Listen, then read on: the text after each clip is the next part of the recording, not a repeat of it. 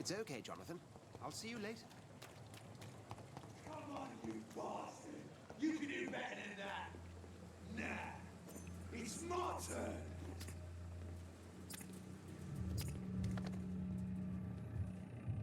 Rotten or crusty, each heart contains the seed of life.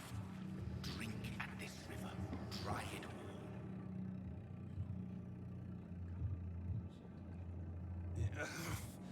Oh, come on, you bastard! I won't bite. Sir, please. You've lost too much blood. Calm yourself. You think I didn't notice? Stop your staring and get me to an hospital, you arse!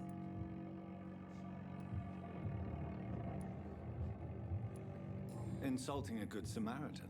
Not exactly the way to get rescued. All right, sorry. I am in pain here. My guts are spilling out onto the street and you're yabbering on. Yes. That's a very nasty wound you've got there. Take my word, I am a doctor. Dr. Jonathan Reed. Name's Clay Cox. I'd appreciate you helping me to a better place, Doc. Follow me, Mr. Cox. Let me assist you to that better place.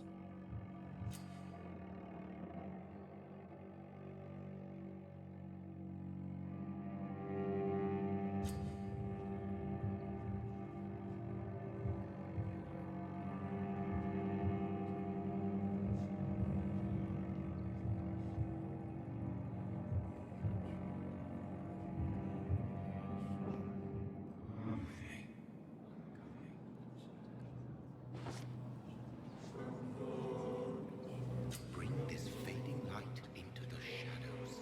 Dance with him the dance of life and death.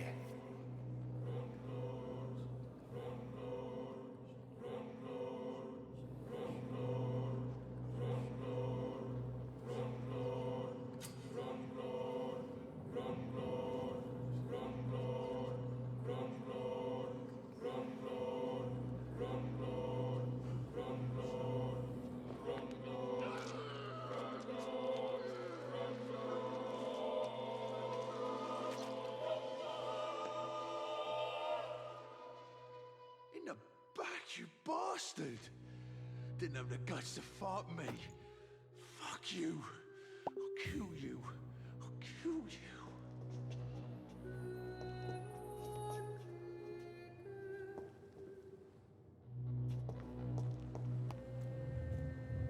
To taste a life, to embrace its most intimate secrets.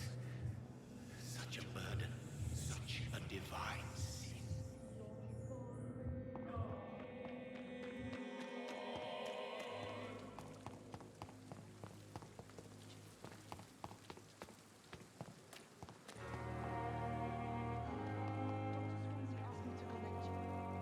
Doctor, where have you been? I've little time to play hide and seek with new staff members, no matter how illustrious they may be. I apologize, nurse. I needed some time to myself. This has been the longest and strangest night of my life. You delivered poor Mr. Hampton from a terrible fate. The means to that end should be of little concern, Doctor. Thank you, nurse. What can I do for you? Dr. Swansea insisted we provide you a quiet office. You'll find it on the second floor with your name on the door. Thank you. Nurse Crane, isn't it? Yes, Dorothy Crane. Welcome to Pembroke Hospital, Dr. Reed. Your office has been prepared.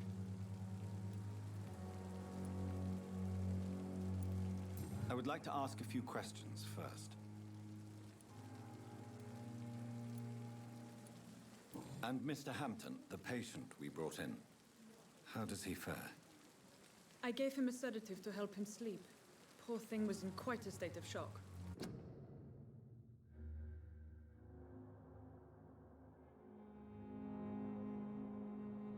How illustrious they may be. I apologize, nurse. I needed some time to myself. This has been the longest and strangest night of my life. You delivered poor Mr. Hampton from a terrible fate. The means to that end should be of little concern, Doctor. A life to embrace its most intimate secrets. Such a burden, such a divine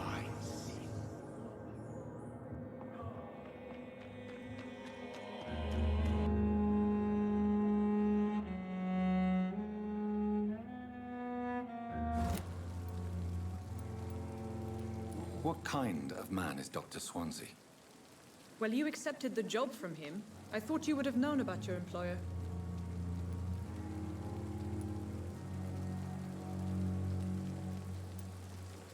It's right to assume Dr. Swansea knows far more about me than I do about him. You'll get to know him soon enough, and better than me. The administrator has better things to do than mix with us. Apologies, I've only just met him the once. This is sudden.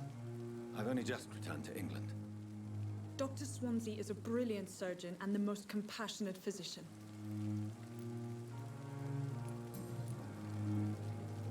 If you could point me in the direction of my room again, nurse. Second floor of the hospital, left after the stairs. It's the last vacant office at the end of the corridor. Thank you, Nurse Crane.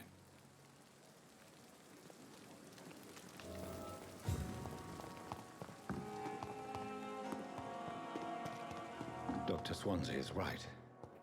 This place seems perfect to conduct my research.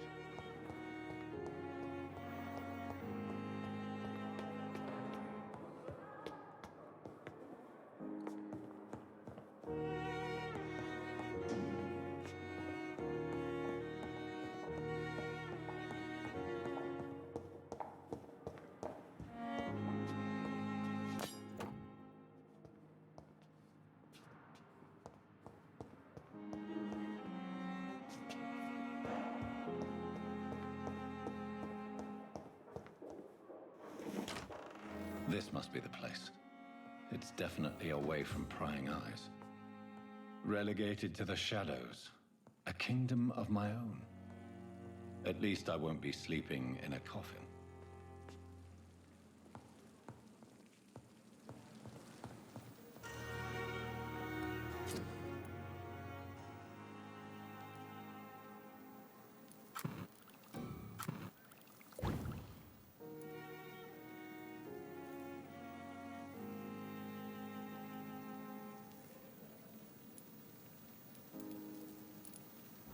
William Bishop's blood is much more unstable than human blood and shows extensive mutation.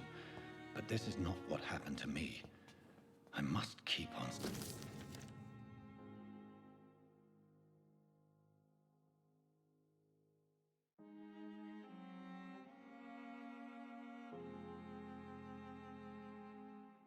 searching. The sun is about to rise. I can feel it.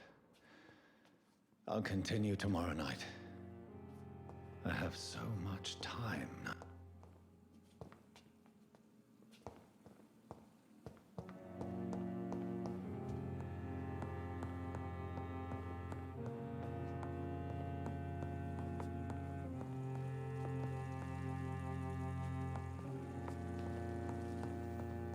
The flower's dying.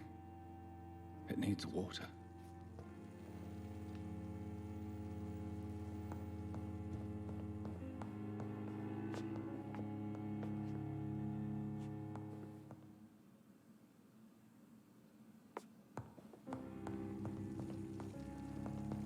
The flower's dying. It needs water.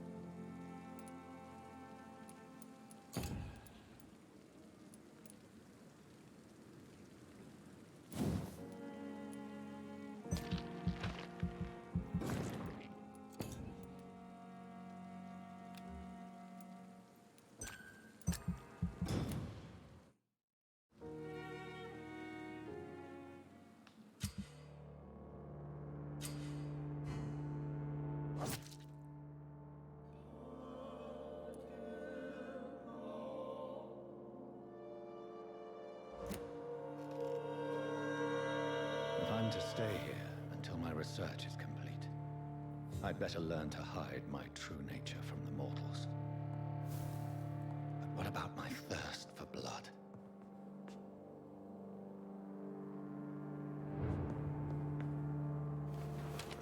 I'm not one to make wait, Doctor. I've patients to attend. Yes, Nurse Crane? How can I help you? I'm so sorry. I know Dr. Swansea wanted you to rest, but we have somewhat of a crisis.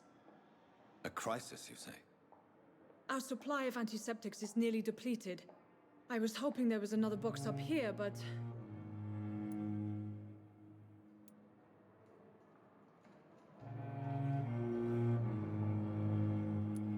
What type of hospital are you running?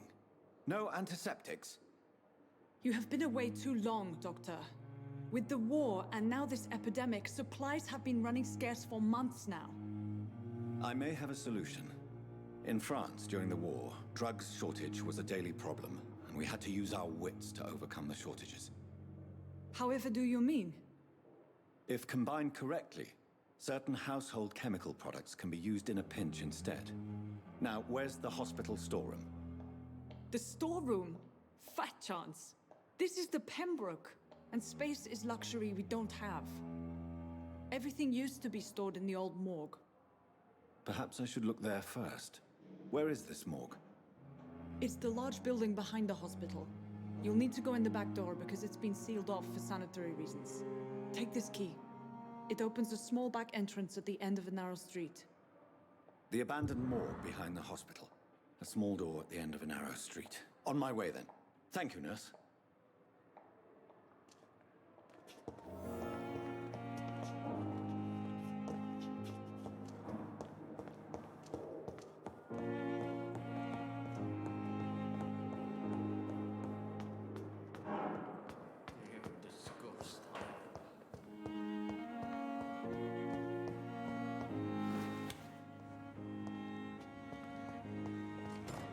I cannot enter.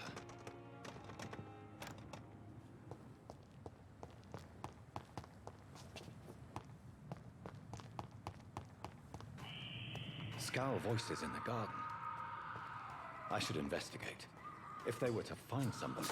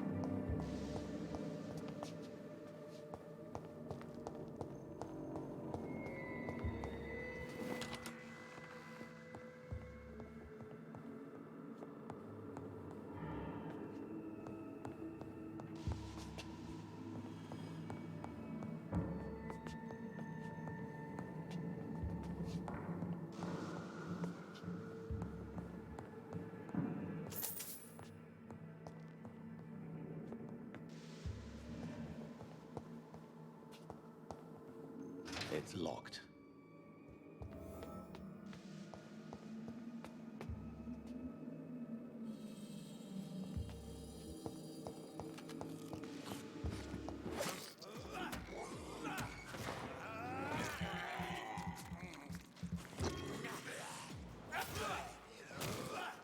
Behavior is similar to the infected William Bishop. Must be the same strain. This sickness moves faster than influenza.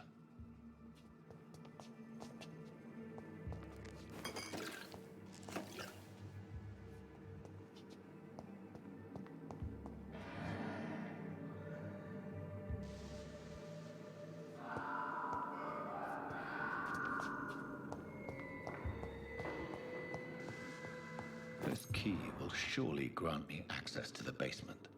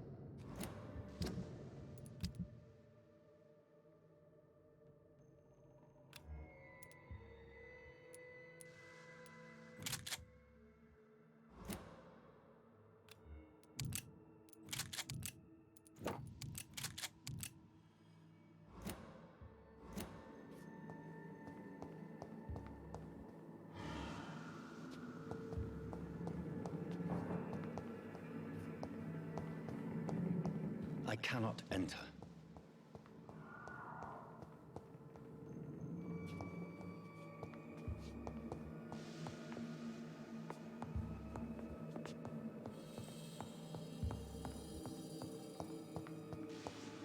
Balls of Mars, fortifiers. As popular as they are ineffective. But they do contain iron tartrate, and that might prove itself useful.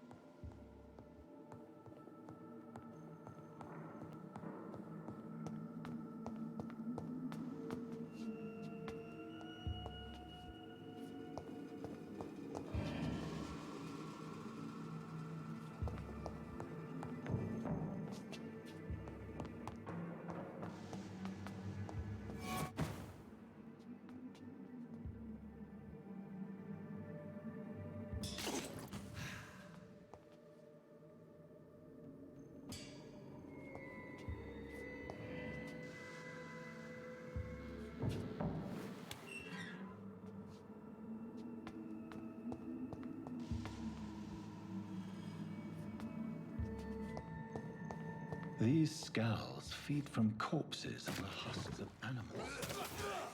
They're not after blood.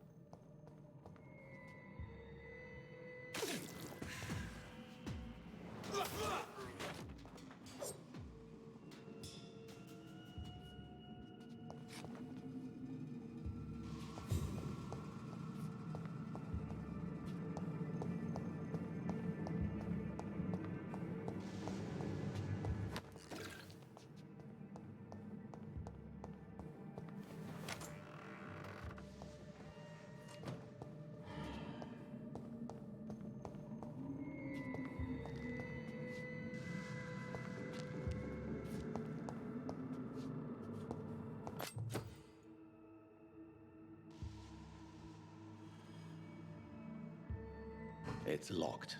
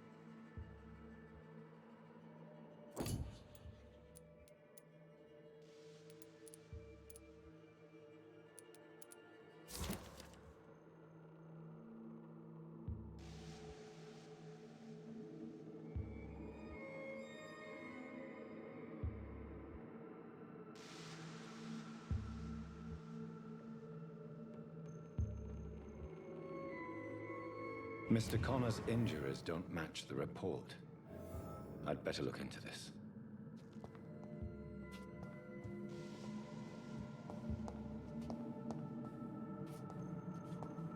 It's locked, all right.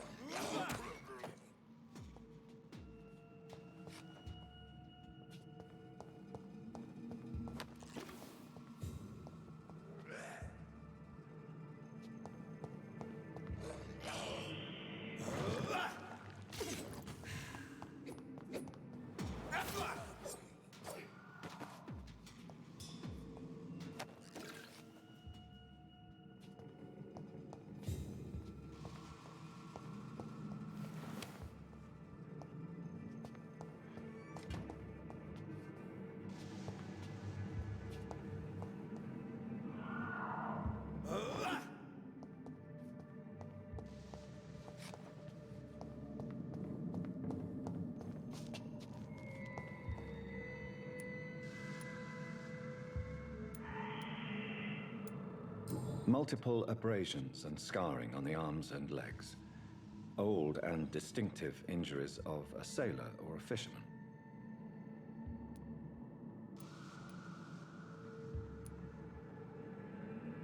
Traces of a pinkish foam at the corner of the lips.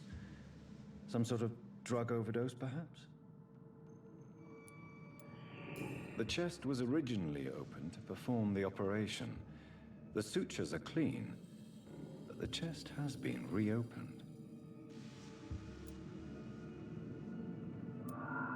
A puncture over the left lung, possibly a chest tube insertion.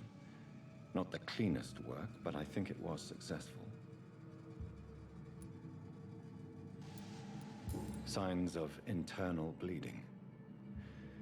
So, Dr. Tippett's anesthetics were incorrectly dosed, causing the patient's death. And then, he tried to operate on him again. Tippett has made an egregious error. It's time we talked.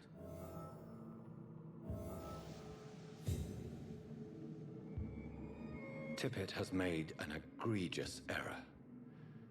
It's time we talked.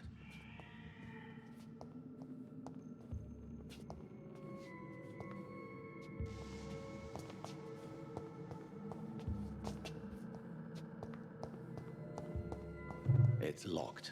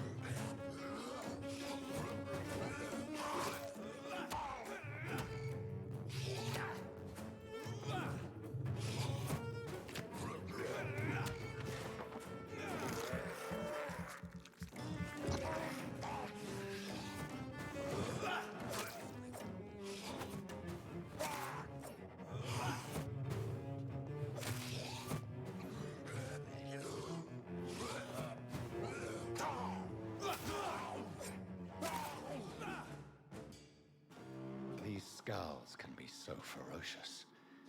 I'm not sure I can defeat them without becoming stronger. To drink blood is so tempting. Sodium hypochlorite. Dangerous to administer, but efficient in the proper dosage.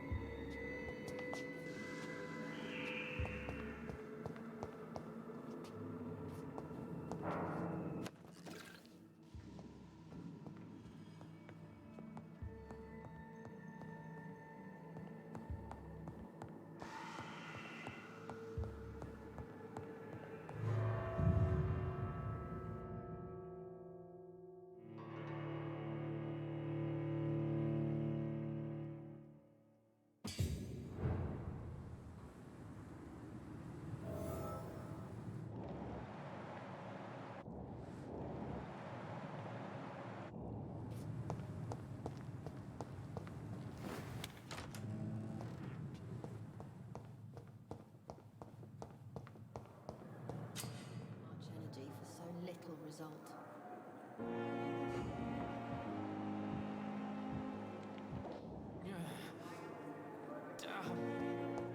The pain. Time has lost its effect on me. But the suffering continues.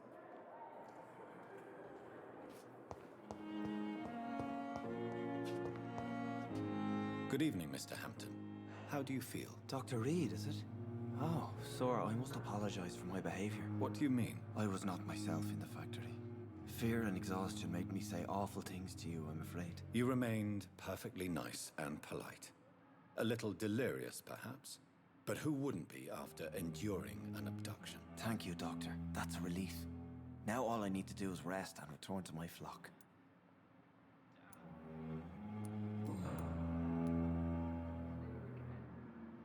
How did you end up in William Bishop's den? I had received alarming news about his recent behavior.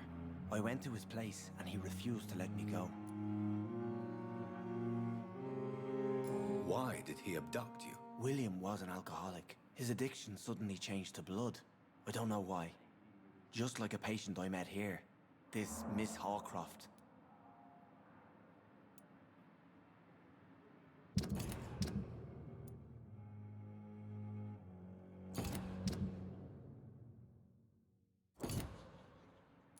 You dared to enter this awful place alone. You're a hero, Mr. Hampton. Or a fool. I'm just a man trying to help his friends, Dr. Reed. William Bishop was a conflicted soul, searching for light.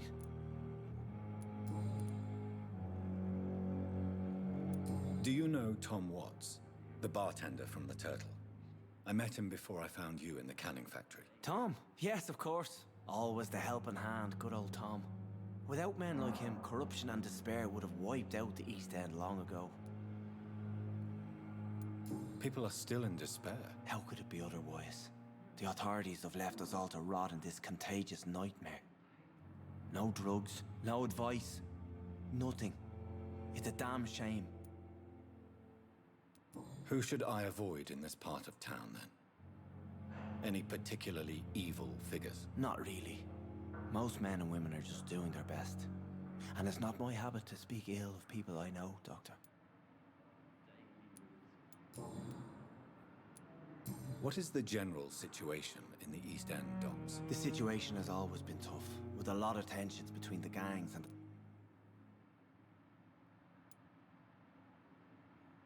Who leads the gang now? Since Clay Cox went missing, it's his wife Edwina who runs the show, with the assistance of her minion, Booth Digby. Has the gang been threatening you? Ah, no. I've had this nickname for so long, you know, the sad saint of the East End. No one dares to bug a saint, not even criminals.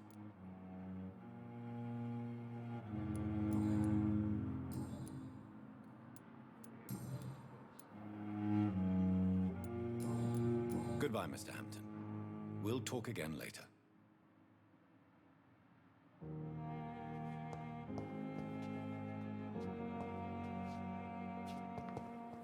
It's locked.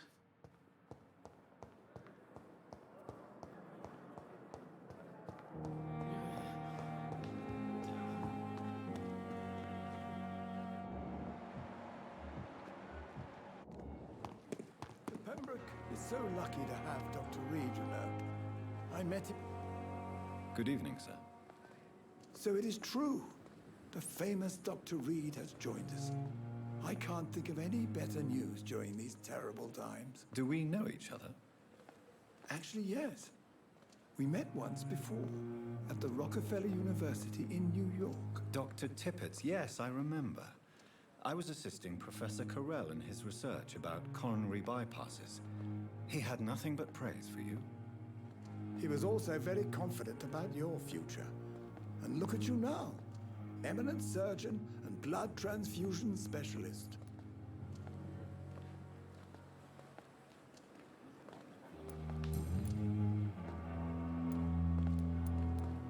Corcoran, I want you to tell me about Mr. Connor.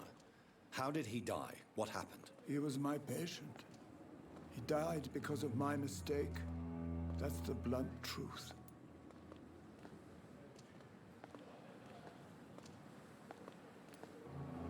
What was the nature of the mistake? It was a twofold error. My diagnosis was wrong, and the administered dosage was too strong. Why not stop practicing? Are you mad? I killed that man, I admit it, and it won't happen again. I have saved so many lives since then. Who was this patient? I don't know. Some sick man from the docks, maybe a fisherman. I had no time to talk with him. No one claimed a body.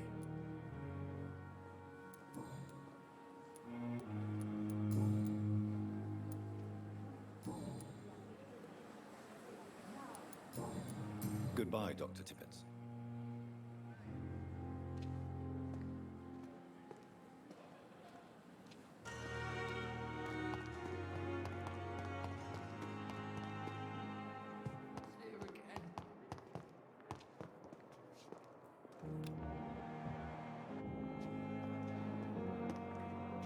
Good evening, sir. I'm Dr. Reed. I believe we're going to be colleagues. Reed? Yes, I've been informed about your arrival. I'm Waverly Ackroyd. Welcome aboard, I suppose. Does my arrival inconvenience you in some way, Dr. Ackroyd? Let us just say that I don't particularly share Dr. Swans's enthusiasm for hiring you. What we need here are reliable professionals, not overrated dabblers. Thank you for your time. We'll talk later.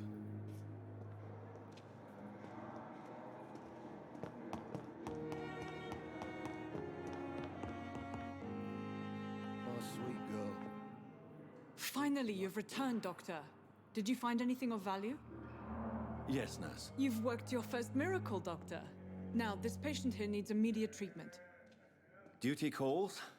When the storm has passed, I'll show you how to mix the remedy yourself with the same basic ingredients. Many thanks, Doctor. When you've finished, you ought to report to Dr. Swansea in his office. He's been looking for you. Seemed pressing.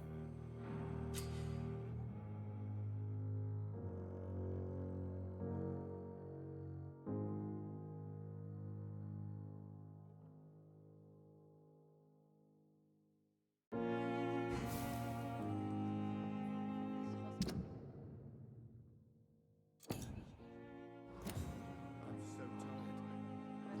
This shift never ends. Benefit of the doubt. You always knew the boys to come on, Good evening, madam. Can I help you? It's my son who needs you, sir. I'm Dr. Jonathan Reed.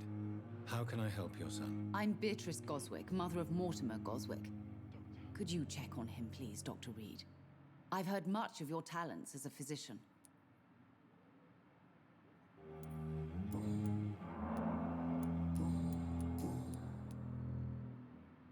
I'm all right. Don't waste your time. What can you tell me about yourself, Mrs. Goswick? Not much to say. Just take care of my Mortimer and I'll cover all the expenses. That's all that matters.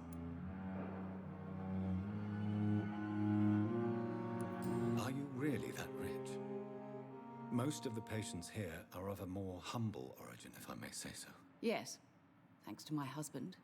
May he rest in peace. I can cover any needed medical expenses. Good evening, sir. May I ask if you have an occupation, Mrs. Goswick? I'm a teacher by profession. I teach young women who are more ambitious about their futures than their families.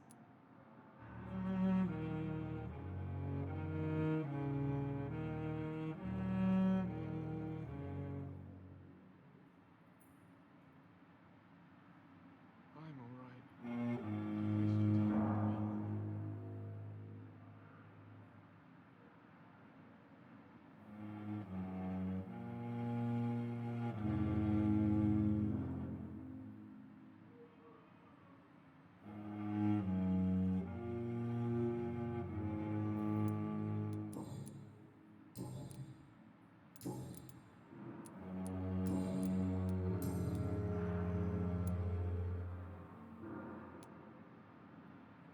What do you think of your reception here?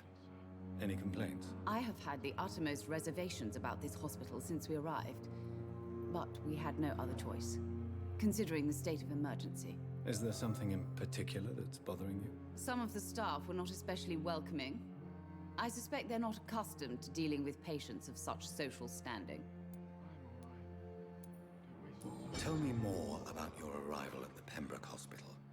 What gave you such a bad first impression? The ambulance driver was quite rude, for a start.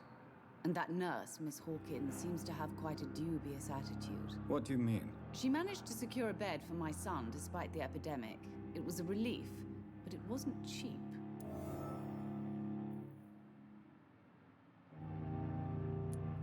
She charged you for a bed? Yes, and I paid without question, considering the urgency of the situation. I share your concern, Mrs. Goswick. Be sure that I'll talk to the people involved. I don't expect compensation, Dr. Reed. But I'm aware such behavior would not be tolerated in other hospitals.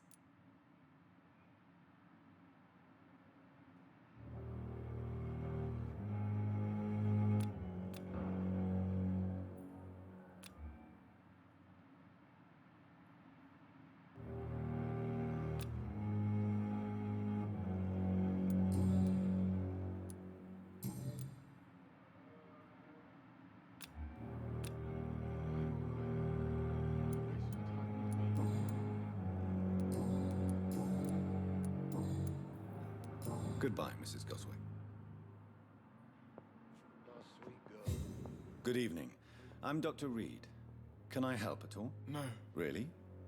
Why are you here, then? I don't want to talk. My throat hurts too much. I suppose that this pain is the reason you're here.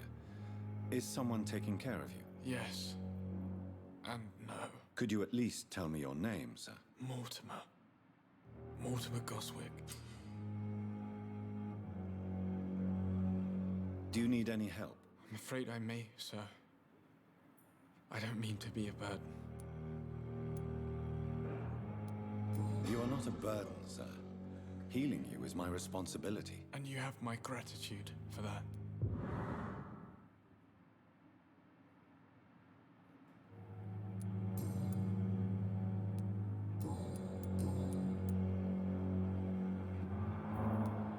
How painful is your throat, Mr. Goswick? So painful I'd rather not talk at all, Doctor.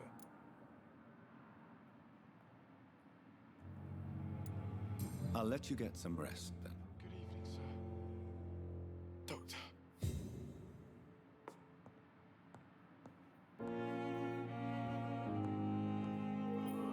You always knew the words to calm the children, Ellen. As for me, what a blundering idiot.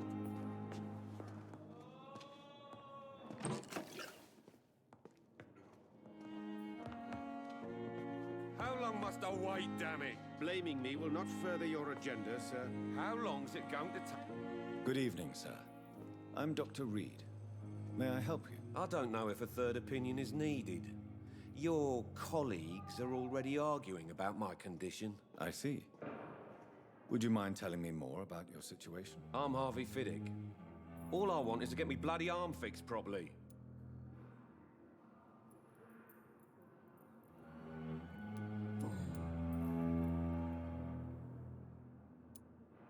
Tell me about the doctors who are arguing about your case. Strickland and Aykroyd.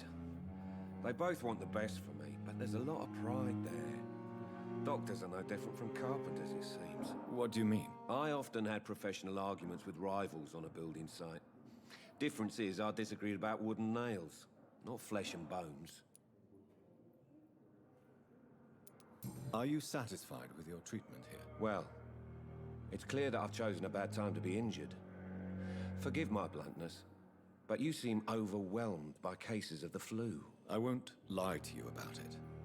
I'm afraid we are. Are you sure you don't want to operate yourself, Dr. Reed? I have the feeling you're very capable. And your colleagues seem to think so too. In other circumstances, you would be right. But for now, I don't think I can take on the responsibility. My apologies. Tell me about yourself, Mr. Fiddick. I'm just a regular guy waiting to get his arm fixed, so I can return to work and to my family. I was more curious about what you were doing before being hospitalized. I'm a carpenter, and a good one too. But that means I need both arms to feed my family, Dr. Reed.